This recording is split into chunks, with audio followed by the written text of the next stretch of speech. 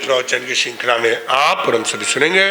आज जिस गाथा का हमने संपुट किया है उस गाथा का भावार्थ विवेचन युवाचार्य भगवंत के द्वारा श्रमण संघ के आन बान शान हमारे युवाचार्य भगवंत पूज्य श्री महेंद्र ऋषि जी महाराज साहब युवाचार्य भगवंत चरम तीर्थंकर शासनपति श्रमण भगवान महावीर स्वामी अरिहंत परमात्मा श्री सिमंदर स्वामी भगवान परम श्रद्धे परम उपकारी प्रातः स्मरणीय पूज्य गुरुदेव आचार्य भगवान श्री आनंद ऋषि जी महाराज साहब वर्तमान आचार्य सम्राट आत्मज्ञानी ध्यान गुरु परम श्रद्धे परम वंदनीय डॉक्टर श्री शिव मुनि जी महाराज साहब आदि समस्त ऊर्जा पुरुषों महापुरुषों पूज्य वरों के पावन स्मरण चरण को वंदन नमन। यहाँ विराजी स्नेही सहयोगी संत वृंद धर्म प्रेमी बंधुओं माता बहनों जिनके वचन जिनके सिद्धांत जिनकी साधना जिनके संदेश जिनकी भक्ति जिनकी स्तुति जिनके गुणगान जिनका स्तवन जिनका स्मरण जिनका भजन आप और हम सभी के पीर को हरण करने वाला है, ऐसे परमपिता परमात्मा तीर्थंकर प्रभु की देशना जिन वाणी के प्रति परमात्मा की उस दिव्य आभा के प्रति आप सभी के भीतर में रही आस्था भक्ति का हार्दिक अभिनंदन।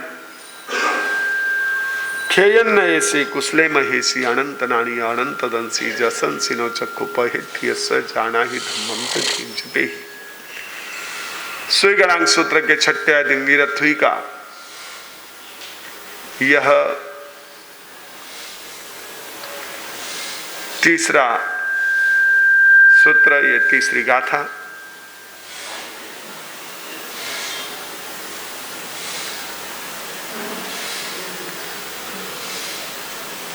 जिसको हिंदी में इस प्रकार से कहा गया है। आत्मदर्शी खेद के ज्ञाता महामुनि वीर थे, कर्म दल के नाश करने में कुशल अति धीर थे।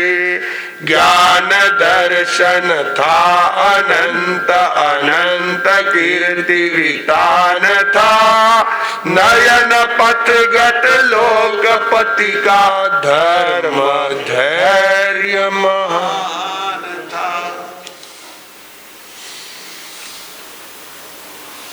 पूछा गया जब सुधर्मा स्वामी से,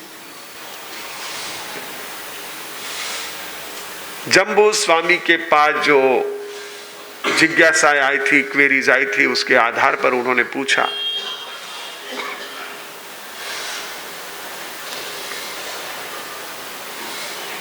कि जिसने ऐसा एकांत हितकारी धर्म कहा, ध्यान रखना हमारे यहां जिस धर्म का आप पालन करते हो, जिस धर्म के अनुयायी कहलाने में हम सभी अपने आप को गौरवान्वित महसूस करते हैं, तो एकांत हितकारी धर्म जिस धर्म का हम अनुकरण कर रहे हैं उस धर्म को एकांत हितकारी धर्म कहा है। आप कहते हैं मैं जैन हूं, अरे मैं जैन हूं तो क्यों हूं? जिसमें मात्र हित की ही बात है, सभी के हित की बात है। मुझे इस बात का दिल में बहुत एक तरह से प्रसन्नता का हर्ष का अनुभव होता है कि मैं उस एकांत हितकारी धर्म को फॉलो करता हूं, उस धर्म का पालन करता हूं। यह हमारे अंदर होना चाहिए। हमने क्या कर दिया, एक फ्रेम बना दी जैन ऐसे, फिर अब वो जैन की फ्रेम बना दी तो उसमें हम लटक गए, अटक गए। हमने फिर क्या कर दिया, नहीं ये जो करेगा वही जैन है, ये नहीं करता तो वो जैन नहीं है, ये नहीं करता तो जैन नहीं है। अरे ये सब करके भी अगर वो हितकारी नहीं है, वो अगर मात्र अपने जीवन में अहितकारी ऐसी आदतों को लिए हुए, तो वो नाम का जैन है। धर्म जैन वो जो आपका एकांत हित करे। आप यदि व्यसन मुक्त जीवन जीते हो तो ये आपके लिए क्या है, एकांत रूप से हितकारी। मैं शराब पीता ही नहीं, मैं सिगरेट पीता ही नहीं, मैं तंबाकू खाता ही नहीं, मैं नॉनवेज खाता ही नहीं, मैं ड्रिंक लेता ही नहीं, मैं जुआ खेलता ही नहीं, ड्रीम 11 कभी मैं ऑपरेट ही नहीं करता हूं, मैं बेटिंग करता ही नहीं, क्योंकि मैं जिस धर्म का पालन करता हूं वो हमारे अहितकारी ऐसी किसी भी चीज को अलाउ करता ही नहीं। उसकी हर चीज हमारा एकांत हित करने वाली। अगर आप रात्रि भोजन त्याग करते हो तो ये आपका नुकसान करने वाला है या हित करने वाला है? अरे कितनी बढ़िया आवाज आई आप लोगों की। भले ही पीछे वाले थोड़े से दबे दबे से रहे, लेकिन आपने सबने सामने वालों ने कहा। लगता है सबका नियम है कि हम रात्रि भोजन करते नहीं। पहले हमारी पहचान थी, हमारा ये कंपल्सरी लाइफस्टाइल था, मैंडेटरी लाइफस्टाइल था। We don't take food after sunset. सूर्यास्त के बाद कुछ लेते ही नहीं थे। जैसे पंछी दाना नहीं चुगते, पानी की बूंद नहीं पीते, वैसे जो भगवान के बतलाए धर्म का अनुयायी है वो रात्रि को भोजन करता ही नहीं था। क्यों? क्योंकि उसी में हित है। अब ये इंटरमीडिएट वाले भी कहते हैं और नई नई स्टडीज। तो यह जो एकांत हित करने वाला धर्म है, इस बारे में सबने पूछा कि ऐसा धर्म कहने वाले वो कौन? वो ज्ञात सूत्र जो है, ज्ञात पुत्र जो है, ज्ञात सुत जो है, उनका ज्ञान कैसा, दर्शन कैसा, शील कैसा? हे सुदामा स्वामी, आप जानते हो, आप बहुत नजदीक रहे हो, आपने अच्छी तरह से समझा हुआ है। प्लीज टेल अस, कृपया हमको बताइए। और फिर वो शुरू हुए। वो कैसे थे? खेदज्ञ थे। पहला ही खेयन्नये से, खेयन्नये ये कौन सी भाषा है? प्राकृत। कौन सी भाषा है? प्राकृत। हमको शब्द संस्कृत मालूम है, लेकिन जैसे संस्कृत भाषा प्राचीन है वैसे ही प्राचीन प्राकृत भाषा भी। हमारे आगम अर्धमागधी प्राकृत में है, बौद्धों के त्रिपिटक शौरसेनी पाली प्राकृत में, उनके पाली प्राकृत में है, और वेद उपनिषद ये संस्कृत में है। ये तीनों भी क्या है? Different languages. तो संस्कृत में अपन जो भक्तामर वगैरह बोलते हैं वो कौन सी भाषा में है? हाँ बच्चे, गड़बड़ बहुत चल रही है आपकी, ऐसे नहीं करते। Good boy. आपने उससे पाठशाला का यूनिफॉर्म पहन रखा है, एरोली की जैन पाठशाला का। हाँ, फिर आपकी हर कृति वैसी काउंट होती है।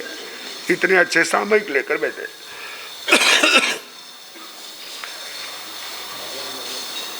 तो वो खेयन नहीं, यानी खेदज्ञ, उसका संस्कृत छाया में, संस्कृत भाषा में अनुवाद होगा। वो खेदज्ञ थे। खेद यानी सॉरो, मिजरी, ये दुख होता है।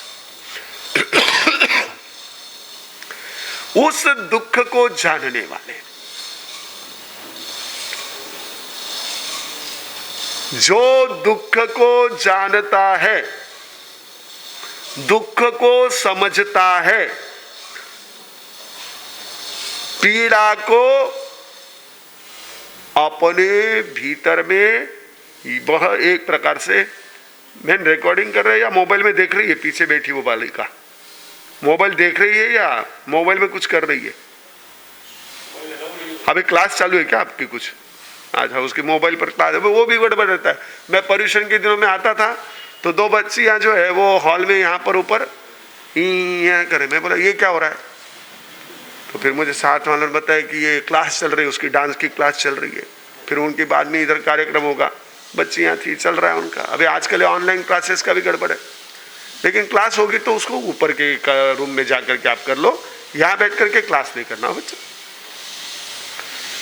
तो दुख को जो अनुभव कर सकता है, पीर को जान सकता है, वास्तव में पीर वही होता है। भगवान का पहला विशेषण दिया सुधर्मा स्वामी ने जम्बू स्वामी को परमात्मा का स्वरूप बतलाते हुए उनका परिचय दिया कि वो खेदज्ञ थे। आज रविवार है, बच्चे भी काफी आए हुए हैं, मैं कथा के माध्यम से बताऊं। कहते एक राजकुमार प्रिंस, वो पढ़ने के लिए गुरुकुल में रहता था, आश्रम में। पहले आश्रम में पढ़ते थे, अभी आजकल तुम अलग अलग स्कूलों में पढ़ते हो, डीपीएस, जेपीएस, केपीएस वगैरह वगैरह, अलग अलग स्कूलें होती है, कोई रियान पियान वगैरह वगैरह, अलग अलग नाम भी ऐसे ऐसे होते हैं, जल्दी दिमाग में भी नहीं बैठते। लेकिन आप तो वहां पढ़ते हो। हम लोग वहां सूरत में थे तो वो एक लड़का स्कूल का नाम बताया करता था 70, मुझे आखिरी तक वो नाम आया ही नहीं। मैं जब भी आता था, दर्शन करता था, तो उसको पूछता था तेरे स्कूल का नाम क्या है, वो हर समय बताता था, वापिस वो गड़बड़ हो जाती थी। तो ये समय था जब बच्चे कहां पढ़ते थे, गुरुकुल में पढ़ते थे, आश्रम में गुरु के पास रह करके पढ़ाई करते थे। चाहे राजकुमार हो, चाहे श्रेष्ठी का बेटा हो, चाहे किसान का बेटा हो, सभी को कहां पढ़ने के लिए जाना होता था, गुरुकुल में। जैसे आजकल डे बोर्डिंग स्कूल होती है या हॉस्टल होते हैं, तो उस समय गुरुकुल होते थे। तो खुले वातावरण में गुरुकुल में उसकी कहते हैं कि लगभग 12 वर्ष तक पढ़ाई हुई। How many years? 12 ईयर्स। आजकल जिसमें आपका इंटर कॉलेज पूरा हो जाता है, 10+2 हो जाता है, तो उसने 12 साल तक वहां पर अध्ययन किया और बहुत होशियार था। He was the brilliant and was the concentrated, एकाग्र रहता था। आजकल हमारी सबसे बड़ी समस्या है कि हमारे बच्चे होशियार बहुत है, एक्स्ट्रा इंटेलिजेंट है। यानी हमारी जो पहली जनरेशन थी, हमारी जो जनरेशन है, हमारे आगे की जनरेशन है, उससे भी शार्प, टैलेंटेड, इंटेलिजेंट ये जनरेशन है, जिसको 4G कह सकते हैं हम। हाथ मत लगा, हाथ मत लगा, अभी हाथ मत लगा, जैसे चल रहे चलने दो। अच्छा चल रहा है, अच्छा चल रहा है, फिर हाथ लगाओगे ना सब डिस्टर्ब हो जाता है बार बार। 4G ये हमारी 4th जनरेशन है, बहुत टैलेंटेड है। प्रॉब्लम क्या है, ये डिस्ट्रैक्ट बहुत हो रही है। आज मोबाइल जैसी एक इनके सामने इनको डाइवर्ट करने वाली, मनोरंजन के नाम पर, एंटरटेनमेंट के नाम पर, थोड़ा सा मन बहलाने के नाम पर, अपने मम्मी पापा को थोड़ा सा फ्री करने के नाम पर, क्योंकि फ्री हो जाते हैं, बच्चे को बाहर भेजना नहीं खेलने के लिए, घर में बैठा है, उधम करेगा, उसकी वजह मोबाइल पकड़ा दो, आराम। बच्चे भी खुश, माँ भी खुश। पहले वो छोटी सी अफीम की गोली चटाते थे, अब मोबाइल पकड़ा देते। बात वही की वही आ गई, इतना ही था। उससे वो दिमाग में, वो हाँ बात वही की वही है, उससे भी दिमाग कमजोर होता था, है ना, बुद्धू हो जाते थे, उसका दिमाग चलता ही नहीं था। और आज भी अब ये दिमाग इतना ज्यादा चलता है कि घर वालों के कंट्रोल में नहीं आता है। ये तो 4 घर आगे, ये कुछ पूछे उससे 4 घर आगे वो। लेकिन राजकुमार जो वहां पर गुरुकुल में पढ़ रहा था, उसका अध्ययन पूर्ण हुआ। गुरुजी अध्यापक जो आश्रम के मुखिया थे, अपने उस सुयोग्य शिष्य को लेकर के राजा साहब के दरबार में पहुंचे, राजसभा में पहुंचे। राजा से उन्होंने निवेदन किया, महाराज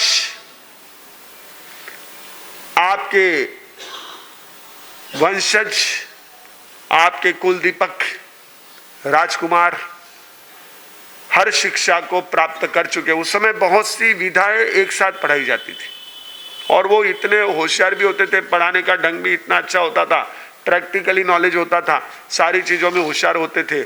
आजकल आप अभी अपने एक ही बच्चे को सारी चीज़ें सिखाने के लिए अलग अलग क्लासेस लगाते हो, लेकिन होता एक है, एक ना धड़ भारा भर चिंता, एक भी ढंग से पूरा कर नहीं पाता है। सारी चीज़ों में बस एक कक्षा तक गया, 2 कक्षा तक गया कि इधर जा, पहले संगीत, फिर डांस, फिर ड्राइंग, फिर इसमें, फिर उसमें, फिर कराटे, फिर फुटबॉल, फिर क्रिकेट, फिर ये, फिर हॉकी, फिर हॉकी, ऐसे जो ट्रेन चल पड़ा उसमें कोचिंग के लिए भेज दिया 2 महीने। नहीं मानो छोरो घुनो होशियार है, लेकिन एक ही इसमें सिखाओ ना।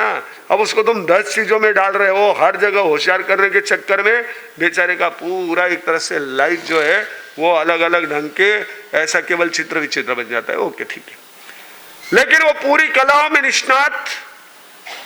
उन्होंने कहा महाराज आपके राजकुमार को मैं आपकी सेवा में ले आया हूं, पुनः सौंपने के लिए ले आया हूं। महाराज बड़े खुश हुए। उन्होंने अध्यापक का सम्मान करने के लिए अपने सेवकों को आज्ञा दी कि अलग अलग आभूषण वगैरह ले आओ, गुरुजी का सम्मान करना है। काफी कुछ लाया गया, लेकिन उनका महाराज थोड़ा देर आपको रुकना पड़ेगा, मैंने इसको काफी कुछ सिखा दिया है, एक पाठ बाकी है। तो बोले आप यहीं पढ़ा दो। बोले नहीं, मैं अंदर जाऊंगा, अंदर इनको वो पाठ पढ़ा करके आऊंगा। गुरुजी अपने शिष्य को लेकर के एक कक्ष था, उस कक्ष में गए, कमरे में गए, और उन्होंने अपने कपड़े में एक हंटर लाया हुआ था। क्या लाया हुआ था? हंटर लाया हुआ था। हंटर उन्होंने अपने धोती से निकाला और हंटर को निकाल करके जो है, पीठ खुली थी, आप जानते हो पहले लोग जो है ऐसे चादर उड़ा करते थे, ऐसे हाथ में हुआ करती थी, तो उसके पीठ पर जोरदार 4 कोड़े लगाए, 4 बार उस हंटर से उसको पीटा, वो निशान हो गए उसके। अब वो बच्चा था, राजकुमार था, कोमल काया, हंटर लगे, बहुत रोया, लेकिन महात्मा माने नहीं, गुरु माने नहीं। 4 हंटर लगाए, फिर 4 हंटर लगाने के बाद में वापिस उसकी चद्दर को ठीक कर दिया और महाराज के पास लिया। अब आंखें पूरी लाल सूजन में। राजा ने पूछा बेटा क्या बात है, तुम्हारे आंखें क्यों इस तरह से लाल है, क्यों सूजन है? कहने लगे महाराज ये उसने बेटे ने कहा पिताजी अभी मुझे पीटा। तुझे पीटा है? बोले हाँ।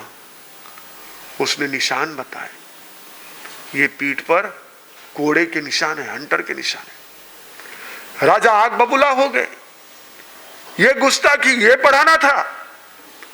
उन्होंने कहा तुरंत इनको अध्यापक को पकड़ो और जेल में डाल दो, इनको जाहिर में फांसी की सजा दी जाएगी।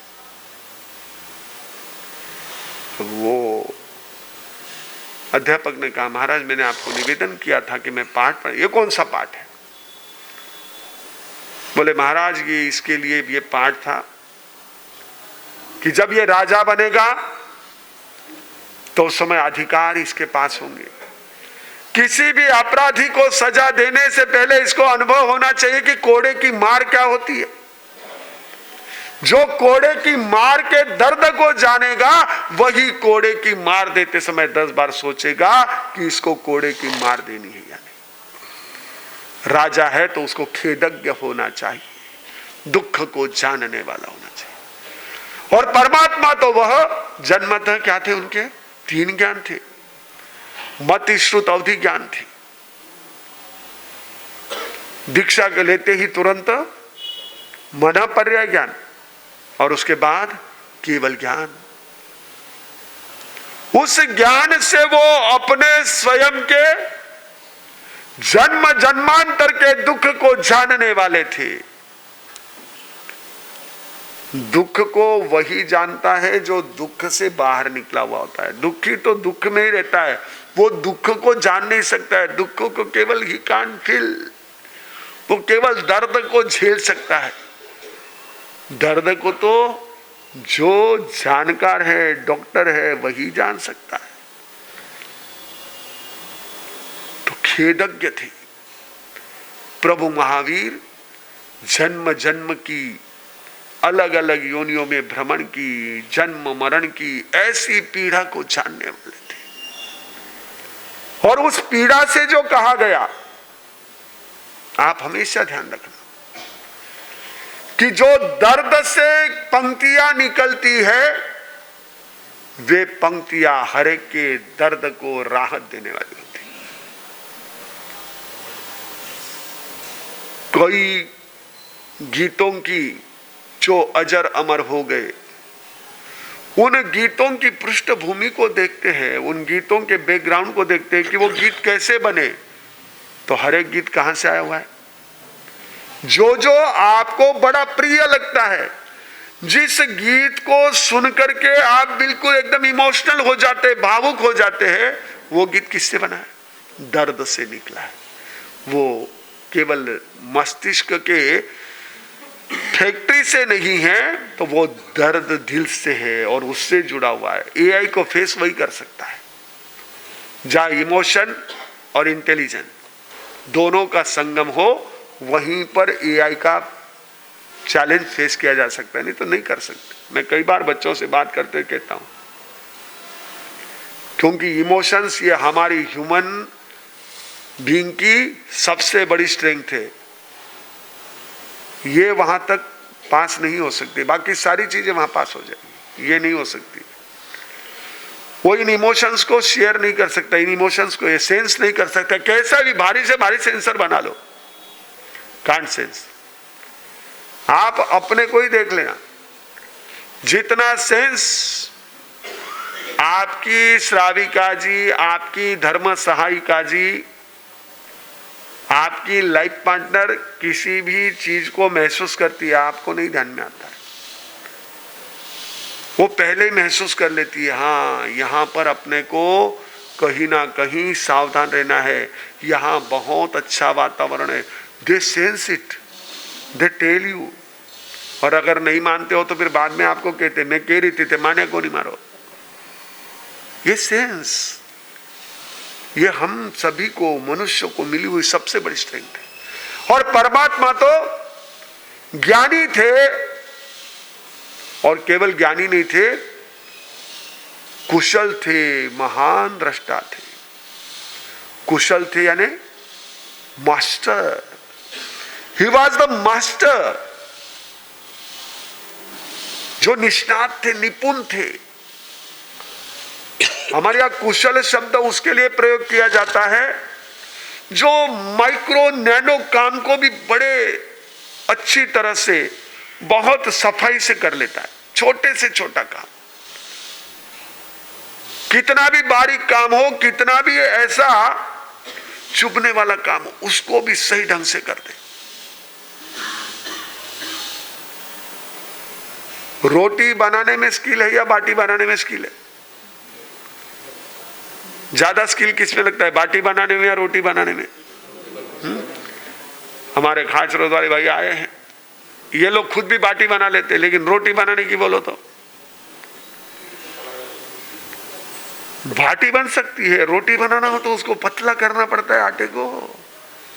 It want skill. कुशल थे परमात्मा छोटे से छोटी चीजों को। प्रभु महावीर बहुत अच्छी तरह से समझते थे, एक्सप्लेन करते थे, उसका मार्ग देते थे, रास्ता देते थे। ऐसा मत सोचना कि आगम में तीर्थंकर परमात्मा की जो वाणी है वो केवल उन लोगों के लिए है जो रिटायर्ड है या हार्ट रिटायर्ड है, जो कहीं दुखी है, तकलीफ में है, उनके लिए नहीं। He was the master of everything. उनके पास हर चीज की कहीं ना कहीं सॉल्यूशन, हर चीज की उनके पास एक चाबी, कैसा भी ताला हो। He can open it. ये उनकी कुशलता थी और महान दृष्टा थे, वे दृष्टा भाव में रहते थे, कहीं किसी से इन्वॉल्वमेंट नहीं, अटैचमेंट नहीं। गौतम उनके पास जाते थे, प्रश्न पूछते थे, भगवान उनको गोयमा कह करके जवाब देते थे, लेकिन ये गौतम तू आओ हमारा पड़ोस में बैठ, हमारा पड़ोस में बैठ, तू आटे आओ, तू आटे। हाँ, वो वितराग थे, दृष्टा थे। वही तो सत्य को उद्घाटित कर सकता है, वही तो सत्य का दर्शन कर सकता है, करा सकता है, जो दृष्टा भाव में रहता है। खेयन ऐसे कुशले महेशी, वो दुख को जानने वाले थे, दुख को दूर करने के उपायों में निष्णात थे, और उसके साथ महान दृष्टा थे। जो डॉक्टर न्यूट्रल रह करके ऑपरेशन करता है, उस ऑपरेशन को सक्सेस कर लेता। अगर वो कोई इमोशनली अटैच हो तो गड़बड़ हो जाती है।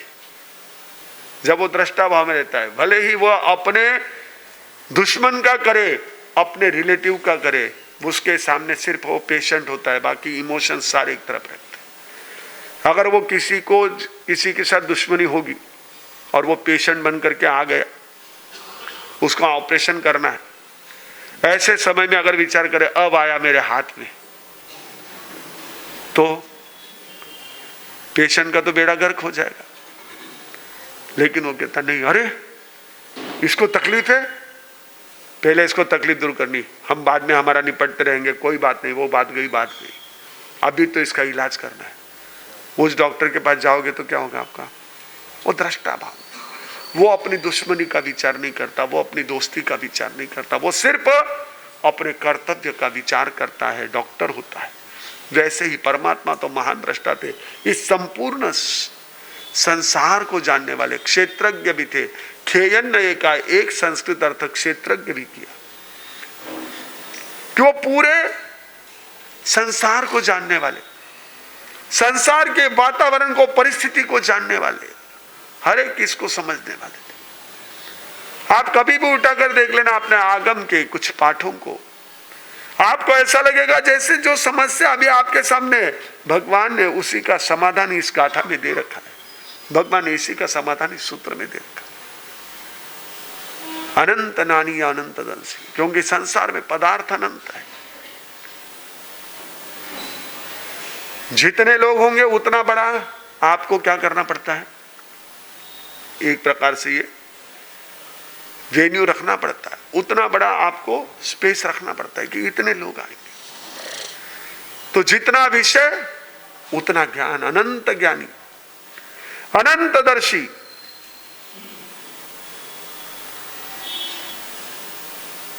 और वो अनंत काल तक उसको जान सकते थे। ऐसा नहीं है कि अभी जान लिया बाद में नहीं जान सकते। अनंतदर्शी। चक्षु पहेठ्यस्य जाना ही धम्मम च धीम चपे। हाँ जी, चक्षु पथ में जो स्थित, यानी प्रति सभी प्राणियों के लिए जो चक्षु के समान है। जैसे आंखें हमें आगे का मार्ग बतलाती है। एक मजेदार प्रयोग देख लेना आप कभी करके। आपको सामने का यदि 15 फीट 20 फीट वाला ऐसा स्पेस है, आप एक दीवार को खड़े हैं और दूसरी दीवार 20 फीट पर है, 25 फीट पर है, वहां तक आपको जाना है, सामने ही बिल्कुल सीधे में जाना है। आप अपनी आंखें बंद कर ले और आपने देखा हुआ डेस्टिनेशन, रास्ते में कोई भी हर्डल नहीं है, कुछ नहीं है, वो सफर तय कर लीजिए। आप देखिए कहां पहुंचते हैं। आप वहां नहीं पहुंचते हो, आप या तो राइट में चले जाते हैं, लेफ्ट में चले जाते हो। आंखें खुलिए तो सीधा जा रहा है, या टेढ़ा जाए तो टेढ़ा जा रहा है, इधर जाना है तो इधर जा रहा है। आंख यदि बंद है तो ब्रेन को प्रॉपरली, जैसे वो गूगल मैप बंद हो तो आपको लोकेशन नहीं मिलता है, वैसे अगर आंखें बंद हो तो ब्रेन को हमारे मैप नहीं मिलता है। भगवान हमारे चक्षुर्भूत, उनके वचन, उनका ज्ञान, उनका उपदेश जो है वो चक्षुर्भूत है। हाँ जी, अभी आज पचकावनी भी है हमारे युवा तपस्वी की, और उस हिसाब से कई परिवारजन जो है तपस्या के अनुमोदना के लिए भी उपस्थित होंगे। चक्षुर्भूत है परमात्मा प्रभु महावीर। आंखें क्या करती है पता है? आंखें खुली हो तो हर चीज सूझती है।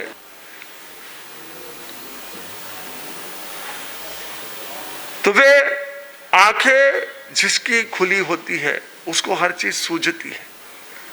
आंखें अगर बंद हो तो सूझती नहीं कई चीज।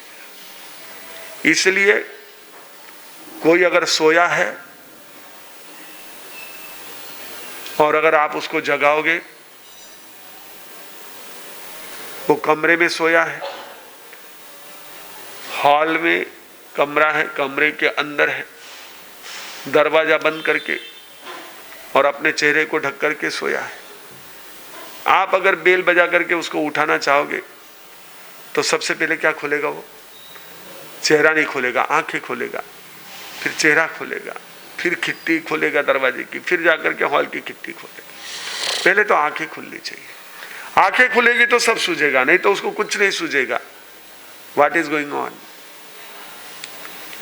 परमात्मा सभी प्राणियों के चक्षुर्भूत, उनके धर्म को और धृति को देखो, जानो,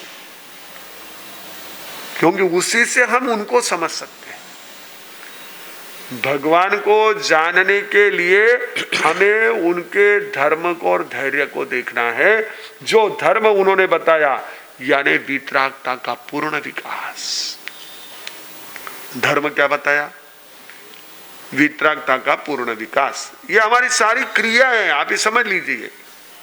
जिसको हम धर्म कह रहे हैं या जो हम धर्म के रूप में कर रहे हैं, वो धर्म क्रियाएं हैं। उनको सिर्फ क्रिया भी कह सकते हैं। धर्म क्रिया क्यों कहते हैं हम? क्यों? Everything goes towards our soul. हर क्रिया हमारे आत्मा के साथ जुड़ी हुई है तो ही वो धर्म क्रिया है, अथवा या अन्यथा ओनली देयर एक्शंस, वो धर्म क्रिया नहीं हो सकती। धर्म क्रिया कौन सी? जो आपके सोल तक पहुंचती है, जो आपके आत्मा से जुड़ती है, वो आत्मा को शुद्ध करे, वो आत्मा को तेजस्वी बनाए, वो आत्मा के मूल रूप को प्रकट करे। एवरीथिंग इज धर्म। जो जो आत्मा से जुड़ता है वो धर्म। जैसे अभी ये तपस्या है, तपस्या क्रिया है। ये धर्म क्रिया कब होगी? जब इस तपस्या से अनाहरक दशा प्रकट हो, आत्मा की शक्ति प्रकट हो, तो वो क्या होती? फिर तपस्या धर्म होती है। तो इस प्रकार से धर्म को देखो और धृति को देखो। क्या उनकी हिम्मत थी परमात्मा प्रभु महावीर की। तीर्थंकर प्रभु महावीर का जो धैर्य, उनका जो साहस, उनकी जो हिम्मत, जिसके द्वारा उन्होंने कई कार्य किए, अपनी साधना में भी सफलता पाई। और उस समय जो हमारे समाज में, जो हमारे आसपास के सभी लोगों में कई ऐसी अंध मान्यताएं, कई ऐसी हिंसक चीजें चलती थी, उनको बड़े ही दृढ़ता के साथ सबके सामने रखा। उन्होंने कोई किसी प्रकार से उस असत्य को स्वीकार नहीं किया। वह साहस जो परमात्मा का था, उस धैर्य को देखो, उस धर्म को देखो जो वितरागता का पूर्ण विकास था। इस प्रकार किसने किससे कहा? सुधर्मा स्वामी ने जम्बू स्वामी के जवाब में उनसे कहा। और अब इसके आगे भगवान का वे स्वरूप विस्तार से गुणात्मक रूप बता रहे, क्योंकि पूछा गुणात्मक है, जवाब भी गुणात्मक है। तो गुण रूप में परमात्मा के स्वरूप को समझेंगे, परमात्मा के गुणों को अपने जीवन में आत्मसात करने का प्रयास करेंगे। यह जो आज की हमारी तीसरी गाथा का संपुट हमने यहाँ संपन्न किया, कहते इस तीसरी गाथा का पाठ अनुभवी कहते कि इससे धर्म बुद्धि बढ़ती है। ऐसे इस गाथा का संपुट साधना का हमने यहाँ पर लाभ लिया। यह संपूर्ण साधना आप हम सभी के जीवन में सकारात्मकता लाए, परमात्मा के बतलाए हुए मार्ग पर चलने की शक्ति हम सभी को प्रदान करे। मंगल भावों के साथ एक साथ प्रेम से बोलेंगे। नमो अरिहंताणम, नमो सिद्धाणम, नमो आर्याणम, नमो धनम, नमो लोई सब सावणम, गुरुदेव की आज्ञा श्री चत्तारी मंगलम अरिहंता मंगलम सिद्धा मंगलम साहू मंगलम केवली पनतो धमो मंगलम चत्तारी लोगुत्तमा अरिहंता लोगुत्तमा सिद्धा लोगुत्तमा साहू लोगुत्तमा केवली पनतो धमो लोगुत्तमो चत्तारी शरणं पवज्जामि अरिहंते शरणं पवज्जामि सिद्धे शरणं पवज्जामि साहू शरणं पवज्जामि केवली पनतम धम्मम शरणं पवज्जामि। चार मंगलिक, चार उत्तम, चार शरणा, दुख हरणा, सुख करना, और शरण नहीं कोई जो भव्य प्राणी आदरे तो अक्षय। 3